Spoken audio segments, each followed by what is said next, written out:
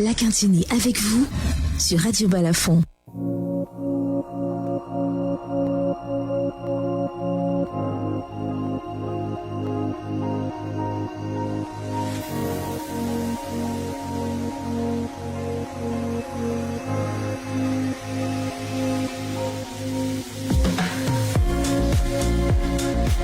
La Quintini avec vous, numéro de ce 9 août 2025. Madame, monsieur, bon matin à toutes et à tous. Merci d'être au rendez-vous. Rendez-vous qui désormais démarrera à partir de 9h30 sur cette antenne. Prenez donc cette nouvelle programmation sur Radio Balafon. La Quintini avec vous qui, vous le savez, est une coproduction Hôpital La Quintini de Douala, Radio Balafon. C'est bien sûr sous la supervision du directeur de l'Hôpital La Quintini de Douala, le docteur Marie-Solange Ndomé-Bonguet. À la coordination, Georges Semet officie comme tous les samedis sur cette antenne. Un invité, oui, le docteur Ebela Paulin-Christian, qui est gastro-entérologue en service à l'hôpital La Quintini de Douala. Hépatite, cause, conséquences et prise en charge. Elle est là, la thématique ce matin. Madame, monsieur, bienvenue à toutes et à tous. Merci d'être des nôtres. À la mise en onde, il officie ce matin Romain Delphin Imti à ce micro de présentation. Gertrude Fernande Bidjoka, madame, monsieur, merci de nous recevoir chez vous. L'hôpital La Quintini de Douala, toujours à votre écoute et encore plus proche de vous, vous propose chaque semaine un programme d'éducation à la santé. Tous les samedis, un spécialiste répond à vos questions de santé. La Quintini avec vous sur Radio Balafon.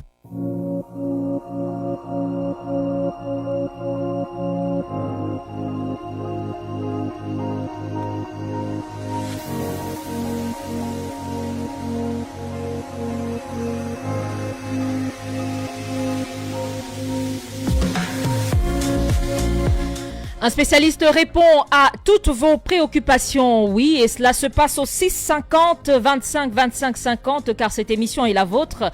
Vous pouvez donc composer ce numéro de téléphone et échanger avec notre invité ce matin. Lui, c'est bien sûr le docteur, on l'a dit, Ebela Paulin-Christian, gastro-entérologue, avec nous ce samedi 9 août 2025. Bon matin, docteur. Bonjour, merci Fernand de me passer la parole. Avant de répondre à votre question, permettez-moi déjà de remercier Madame la directrice de l'hôpital de La Quintini qui m'a permis d'être sur ce plateau ce jour pour une thématique si importante, un problème de santé publique dans le monde. Tout à fait, docteur. La journée mondiale d'ailleurs contre les hépatites et contre les hépatites c'est célébré le 28 juillet, on se souvient, c'était donc il y a quelques semaines, quelques jours, 28 juillet 2025. Et l'hôpital La Quintini de Douala, bien sûr, n'a pas dérogé à la règle, celle, bien sûr, de s'intéresser une fois de plus à cette pathologie. D'entrée de jeu, docteur, c'est quoi l'hépatite? J'ai cru que nous allons faire d'une manière très simple. Quand vous prenez le mot hépatite, vous avez hépa, hépa qui vient du latin, qui signifie foie. Ah d'accord. Et quand on ajoute le suffixe it, c'est-à-dire on parle d'une inflammation. Donc hépatite, c'est une inflammation du foie. D'accord, ça se comprend très bien. L'hépatite, c'est une inflammation du foie. Alors, docteur Ebela, combien de formes d'hépatite existent-ils à ce jour? Il existe plusieurs causes des hépatites, en fait, de l'inflammation du foie. Mais celle qui nous intéresse aujourd'hui... On a déjà combien de formes? Les formes déjà? Voilà. Donc, elles sont très nombreuses. On passerait toute la journée à les citer ici. Ah d'accord. Parce que nous avons les formes métaboliques, par exemple les formes médicamenteuses, plusieurs formes. Mais celles qui nous intéressent aujourd'hui, ce sont les hépatites d'origine virale. D'accord, les hépatites d'origine virale. Et à ce sujet, combien de... ou alors plutôt, quelles sont les causes des hépatites virales? Je vais d'abord revenir sur les formes, les types, si vous voulez. Nous avons les hépatites, les types d'hépatites virales.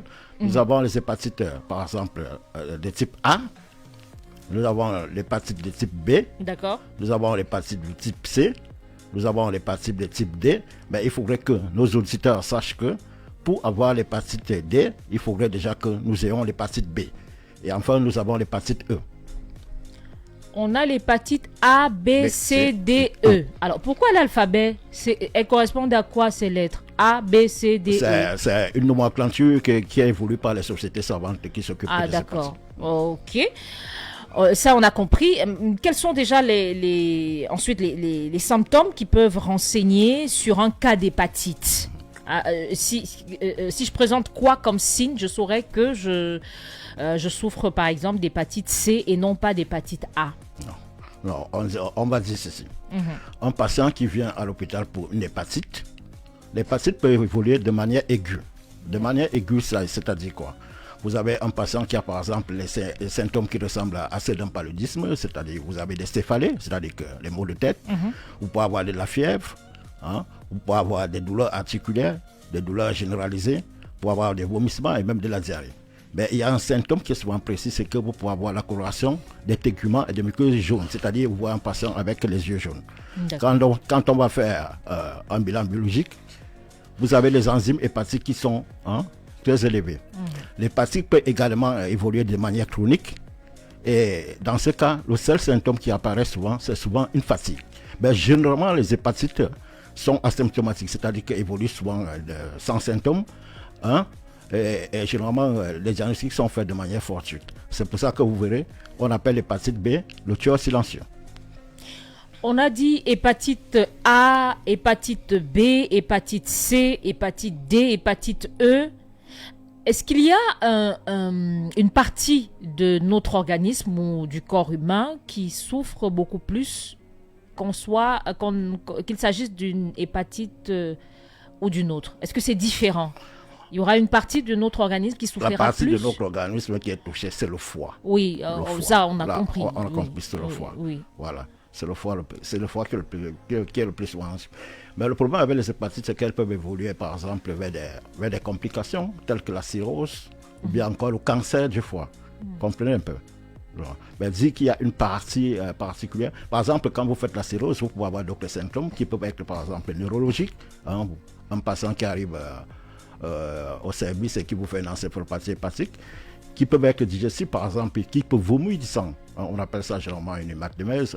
Ou bien... Là, c'est quelle hépatite? Vomir du sang? Non, mais ça, c'est toutes les hépatites. Ah, d'accord. Ça, en fait, pas toutes les hépatites. En mode de complication. Celles qui évoluent vers la chronicité. C'est-à-dire quoi? Nous avons certaines hépatites qui évoluent essentiellement vers la chronicité et les complications. Si vous prenez par exemple l'hépatite A, elle évolue plus en aigu. Donc, elle n'évolue pas vers la chronicité. Mais si vous prenez l'hépatite C ou l'hépatite D, et eux aussi parfois, elles évoluent vers la chronicité et les complications des hépatites, qui sont la cirrhose et le cancer du foie. Et l'hépatite D?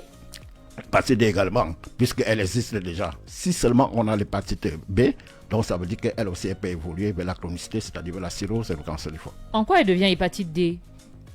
En quoi elle devient hépatite D? En quoi elle devient? Qu'est-ce qui l'a fait passer de B? Vous avez dit qu'il faut avoir d'abord Non. Il faut avoir le B. Voilà. Mais pour que le B puisse apparaître, pour que le D puisse apparaître, il faut qu'il utilise le matériel génétique du virus B. Comprenez? Donc le D peut apparaître sous forme de co-infection ou bien de super-infection par rapport à l'hépatite B.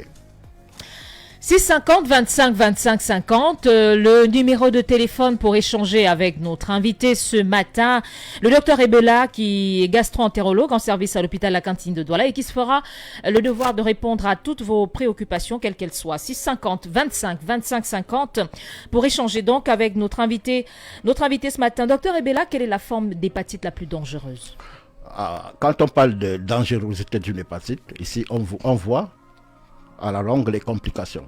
Les complications que sont la cirrhose et le cancer du foie. Si nous prenons par exemple l'hépatite C, elle évolue effectivement vers la chronicité, c'est-à-dire que vers la cirrhose et le cancer du foie. Mais pour que vous ayez le cancer du foie, quand vous avez l'hépatite C, il faut qu'il vienne se greffer sur une cirrhose.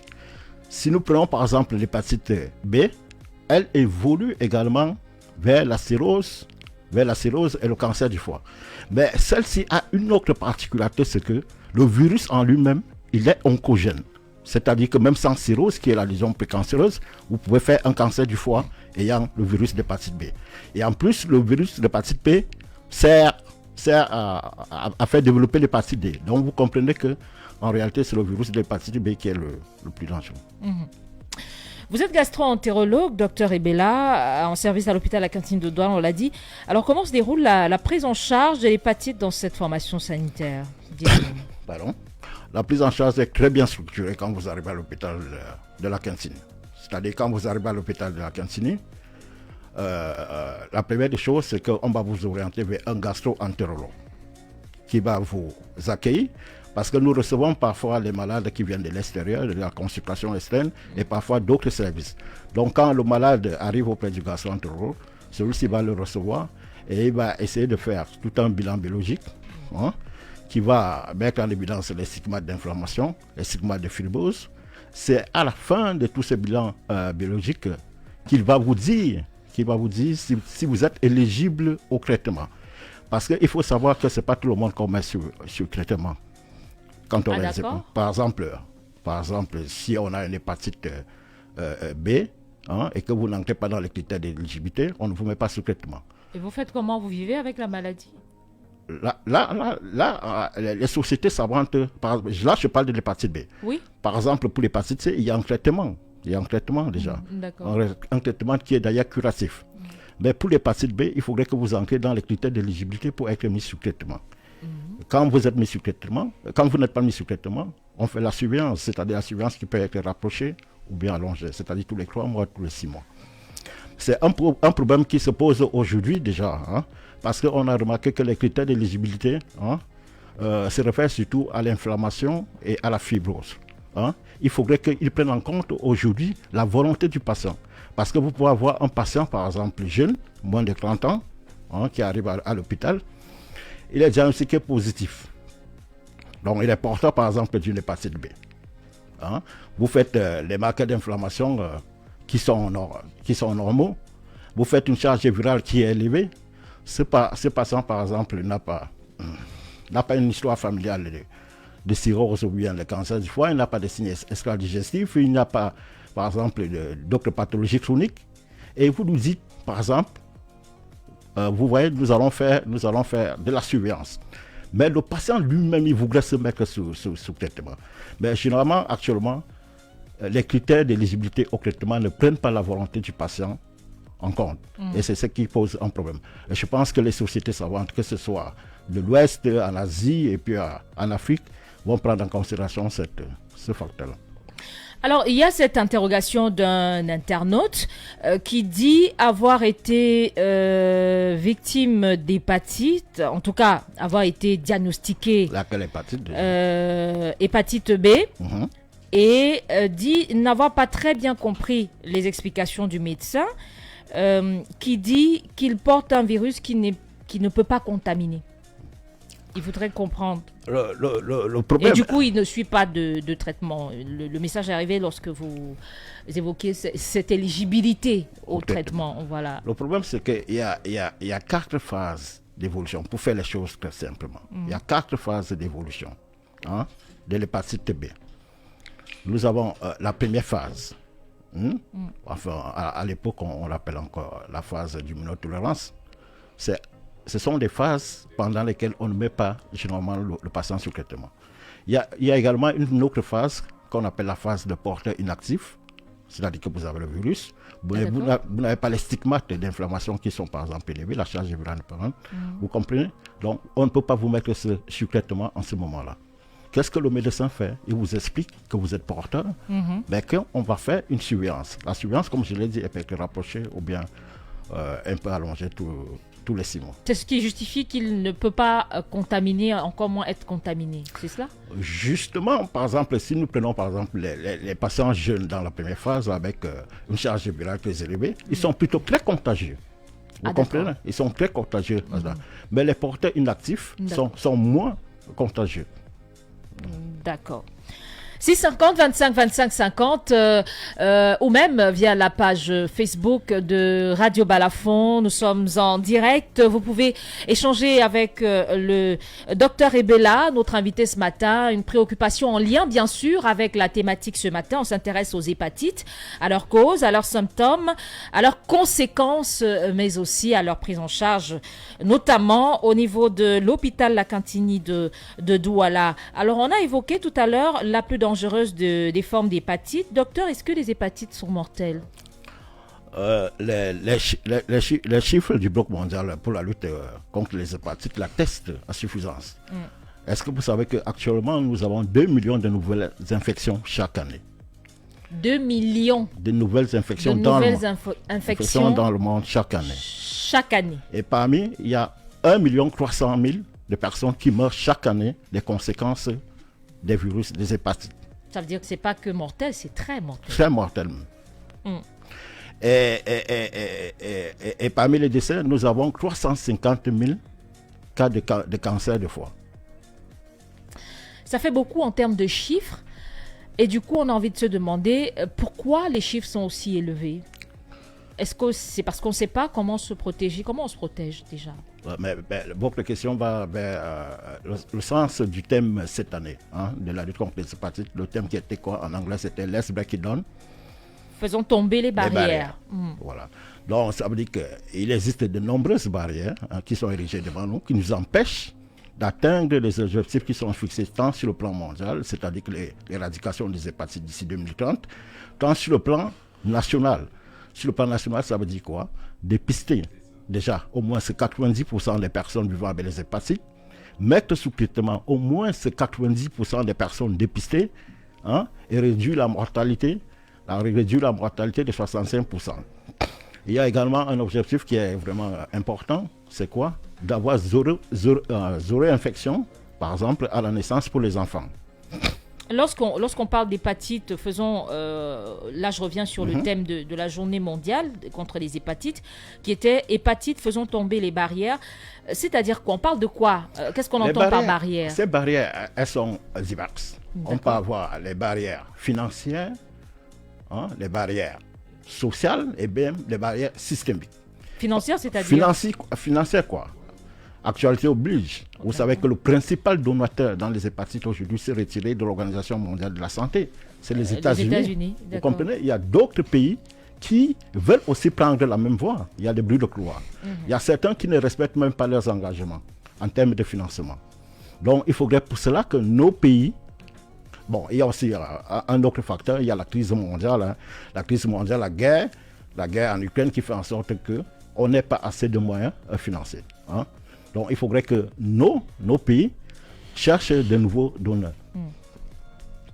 Sur le plan social, le problème ici, c'est la stigmatisation et la discrimination. La stigmatisation déjà des patients. Elle commence par le patient lui-même quand il est diagnostiqué positif. Il s'auto-stigmatise. C'est-à-dire, il vient et vous demande carrément, docteur, comment je vais vivre dorénavant. Il ne devrait pas? Non, mais c'est sa question, parce qu'il est anxieux. Parce qu'il est porteur d'une hépatite. Oui, je demande, est-ce qu'il ne devrait pas se poser cette question? En fait, le médecin, son rôle, c'est de rassurer le patient en quelque sorte. Le patient, pourquoi il s'auto-stigmatise? Il se demande, est-ce que je peux continuer à mener la vie comme tous les autres? Est-ce que je peux vivre avec les miens à la maison? Est-ce que je peux avoir un partenaire s'il n'en a pas de partenaire? Vous comprenez? C'est un problème. Donc, il s'auto-stigmatise. La deuxième chose, c'est la discrimination même dans la société, dans la communauté. Vous voyez? Quand on est déjà... la discrimination commence même déjà à la maison. Vous voyez les parents qui viennent à l'hôpital vous disent, bon, mon fils, il est positif de l'hépatite B. Est-ce qu'il peut continuer à dormir avec ses frères? Est-ce qu'il peut continuer à manger dans les mêmes assiettes, à utiliser les mêmes... La réponse à ces questions, c'est quoi? La réponse revient au médecin. C'est à lui d'éduquer le parent. En fait, il devrait lui dire comment, il devrait lui parler des modes de transmission des hépatites, et surtout de l'hépatite virale B. Voilà. Et les modes sont lesquels déjà, docteur? Les modes, en ce qui concerne l'hépatite B, bon. Oui, pour répondre à cette interrogation et voilà, permettre à tous ceux qui nous écoutent d'avoir l'information. À l'hépatite B, le premier mode de contamination, c'est d'être en contact avec un objet qui est souillé du sang contaminé par le virus. Donc, être en contact avec le sang contaminé. Le deuxième mode de transmission, c'est la transmission sexuelle. Le troisième mode de transmission, c'est la transmission verticale, c'est-à-dire de la mère à l'enfant à la naissance. Voilà. C'est dire que pour répondre aux questions de la maman, est-ce que... Oui, je dirais simplement à la maman, c'est que ça ne se transmet pas en saluant, ou bien en mangeant ensemble, en dormant ensemble. Voilà. Donc, il faut éviter de stigmatiser les patients qui portent l'hépatite B. Alors, on a compris qu'on peut prévenir ces formes d'hépatite-là et même qu'on peut en guérir parce qu'on a parlé des traitements, de l'éligibilité au traitement. Il existe la prévention. Pour l'hépatite A, par exemple, il y a un vaccin. Pour l'hépatite B, il y a un vaccin. D'accord. Il y a un vaccin. Et si on vaccine déjà contre l'hépatite B, ça veut dire qu'on prévient également pour l'hépatite delta ou l'hépatite D. Voilà. Pour les traitements... Pour l'hépatite C, il y a un traitement curatif. Lorsqu'on est éligible. Non, pour l'hépatite C, on est forcément éligible. On est forcément éligible. Les critères d'éligibilité se posent encore aujourd'hui, c'est pour l'hépatite B. Voilà. Alors parlons du coup du traitement de ces hépatites, docteur Ebela. Est-ce que vous le pensez, ce coût-là, il est soutenable pour les populations? C'est une question pertinente, mais le gouvernement du Cameroun fait déjà assez. Le gouvernement du Cameroun subventionne ces médicaments et a réduit de 80% le prix des médicaments contre l'hépatite C et de 60% les prix des médicaments contre l'hépatite B. Et ces médicaments sont souvent mis à la disposition des centres de traitement. Docteur Ebela, quelles sont les différences entre les diverses formes d'hépatite? C'est vrai, tout à l'heure, on a parlé des différentes lettres, A, B, C, D, E. On est arrivé à F? Non. Non. On n'est pas arrivé à F. A, B, C, D et E, ce sont les diverses formes d'hépatite. C'est vrai qu'on a également évoqué la différence entre c'est quoi la complication qui s'ensuit? On parle des complications. Des complications qui s'ensuivent. Est-ce qu'il y a d'autres éléments qui permettent qui permettent d'établir également la différence entre ces différentes... La différence se situe dans le mode de transmission. Si nous prenons les hépatites virales A et E, ce sont que vous avez dit A et E. D'accord. Ce sont les hépatites du péril fécal. Déjà, vous avez reçu ma collègue tout récemment qui vous parlait des maladies à transmission aiguë, donc qui se contaminent généralement par quoi? Par l'eau, les aliments souillés. D'accord, donc la hépatite A, hépatite E, là, la contamination, les causes, c'est le péril fécal. C'est le péril fécal, on ne sait pas laver les mains. On ne sait pas laver les mains, l'hygiène, l'eau qui n'est pas décontaminée. D'accord. Voilà. Ok, et pour ce qui est de l'hépatite B, C, c'est à peu près les mêmes modes de transmission. Donc, c'est contact par le sang, sexuel, et puis la transmission mère-enfant. Mais la transmission mère-enfant, de la mère à l'enfant, on la trouve le plus dans l'hépatite B. Mais elle peut également exister dans l'hépatite C. Alors, parlant toujours de cette transmission-là, on en profite pour poser la question parce que c'est une préoccupation qu'ont souvent certains aussi au niveau de la transpiration, la sueur. Ouais. Oui, en fait, ça peut exister, mais les études qui ont été faites ont montré qu'il y a peu de virus dans la sueur. Ah, d'accord. Il y a peu de virus. Il faudrait que la charge du virus dans la sueur soit très importante. Du porteur en question. Du porteur en question et qu'il soit en contact, par exemple, avec une blessure. Mais ce n'est pas un mode de transmission vraiment. Et ça, c'est bon à savoir, parce que quand on se retrouve parfois en communauté, peut-être dans les transports en commun et qu'il y a ce contact peau contre peau et de sueur, on pense directement « l'hépatite C, l'hépatite ». Donc c'est plutôt intéressant à savoir. C'est vrai qu'on s'achemine vers la fin de cet autre numéro. 650 25 25 50. Déjà oui, déjà, ça passe très vite. Le numéro donc pour échanger avec le docteur Ebela Paulin-Christian, qui est gastro-entérologue en service à l'hôpital La Cantini de Douala et qui bien sûr va se faire un plaisir et surtout un devoir de répondre à vos préoccupations en lien, je le précise, avec la thématique du jour. On l'a dit, on parle d'hépatite, on parle de ses causes, on parle de ses conséquences et de sa prise en charge. Docteur, lorsque je suis souffrant, ou alors j'ai des symptômes qui se rapprochent de ce que vous avez décrit, parlant des symptômes de l'hépatite, à l'hôpital La Cantini de Douala, quel est le circuit pour que je sois pris en charge? Le circuit est très bien structuré. Quand vous arrivez, il y a déjà le service d'accueil qui va vous orienter vers les consultations externes où vous allez toujours avoir un gastro-entérologue en consultation.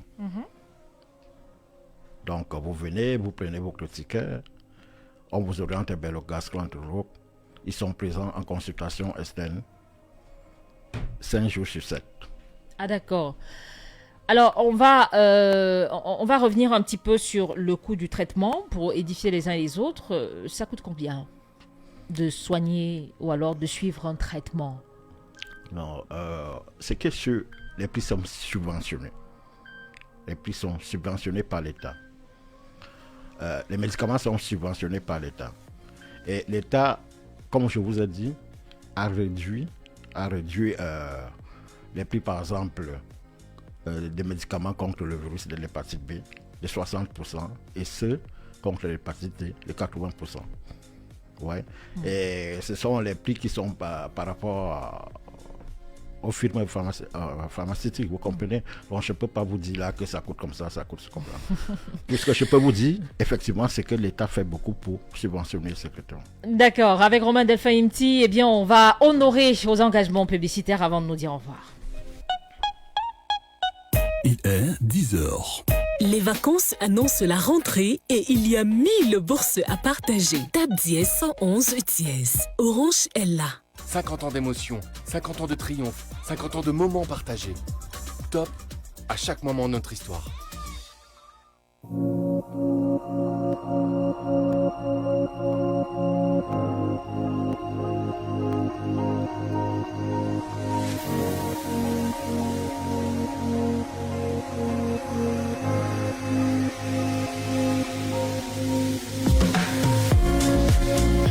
La Cantini avec vous sur Radio Balafon. On s'achemine vers la fin de cet autre numéro. Un dernier mot, docteur Ebela, sur la prise en charge des hépatites à l'hôpital La Cantini de Douala. Bon, tout ce que je voudrais dire, c'est que 2030, c'est demain. Alors, il faudrait tout faire. Il faudrait tout faire pour que nous atteignions les objectifs sur le plan mondial et sur le plan national. Pour cela, il faut faire tomber les barrières, c'est-à-dire les barrières financières, les barrières sociales et systémiques.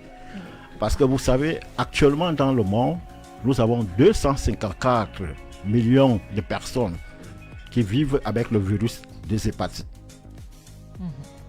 Et dans les 254 millions, seulement 13% sont diagnostiqués, c'est-à-dire 34 millions. Et dans les 34 millions de personnes diagnostiquées, nous avons seulement 6 millions de personnes qui sont mises sous traitement. Alors, il est temps de se mobiliser, de prévenir, de diagnostiquer, d'élargir les critères d'éligibilité au traitement pour l'hépatite B, afin que nous puissions atteindre les objectifs fixés par l'Organisation mondiale de la santé et sur le plan national par le ministère de la Santé. Il nous a rejoint avant que nous ne repartions, Georges Sémé, à la coordination de ce programme. Bon matin, Georges. Bon matin, Gertrude. Bonjour à tous les auditeurs et followers de Radio Balafon. Bonjour à mon collègue Dr Ebela.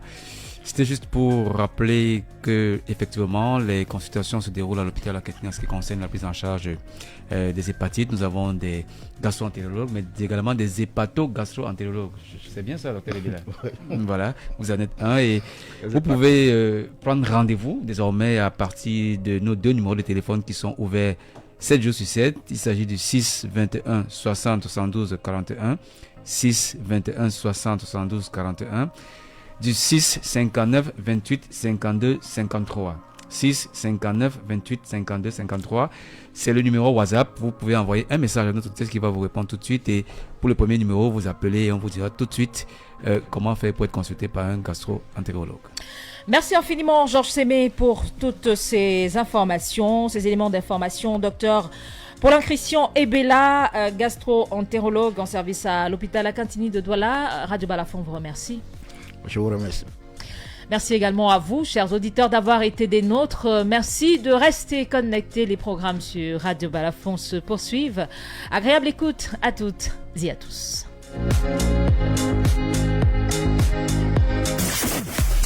Radio Balafon, infotainment and entertainment.